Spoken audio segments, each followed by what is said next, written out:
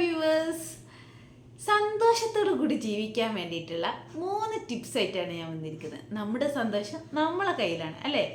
അപ്പോൾ നമ്മൾ സന്തോഷമായിരുന്നാലേ നമുക്ക് ചുറ്റുമുള്ളവർ സന്തോഷമായിട്ടിരിക്കുള്ളൂ. അപ്പോൾ നമുക്ക് ചുറ്റുമുള്ളവരെ സന്തോഷപ്പെടുത്താനും നമ്മളെ സന്തോഷത്തിന് വേണ്ടിയിട്ടും നമ്മൾ മനസ്സിലാക്കേണ്ട 3 ടിപ്സ് ഉണ്ട്. ഈ ടിപ്സ് നിങ്ങൾ മനസ്സിൽ വെച്ചാൽ, അതുപോലെ ചിന്തിച്ചാൽ നിങ്ങൾ വളരെ ഹാപ്പി ആയിട്ട് ജീവിതത്തെ കാണാൻ പറ്റും.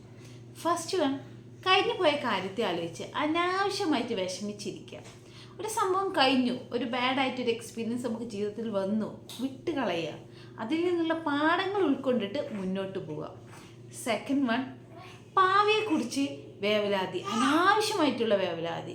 അയ്യോ ഞാൻ എന്ത് ചെയ്യും, എനിക്ക് ജോബായില്ല, മാരേജ് ആയില്ല, അല്ലെങ്കിൽ ഞാൻ ഇനി എന്ത് ചെയ്യും എന്ന് ആലോചിച്ചിട്ടുള്ള അനാവശ്യ ടെൻഷൻ.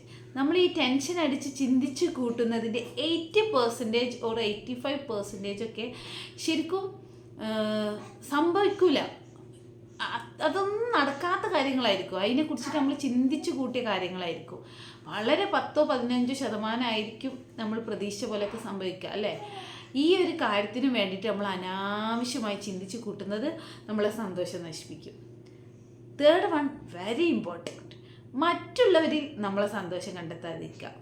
അതായത് അവരെനിക്കത് ചെയ്തു തന്നില്ലല്ലോ, അവരെന്നോട് ഇങ്ങനെ പറഞ്ഞല്ലോ, അല്ലെങ്കിൽ അവരെനിക്ക് ഇങ്ങനെ ഒരു ജീവിതത്തിന് ഇങ്ങനെ ഒരു കാരണം അവരായല്ലോ, അങ്ങനെ മറ്റുള്ളവർ കാരണം നമ്മൾ സന്തോഷം കണ്ടെത്താതിരിക്കുക.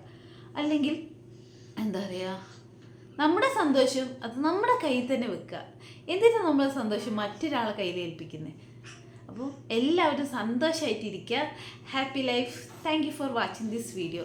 എല്ലാവരും യൂട്യൂബ് ചാനൽ സബ്സ്ക്രൈബ് ചെയ്യുക, സപ്പോർട്ട് ചെയ്യുക.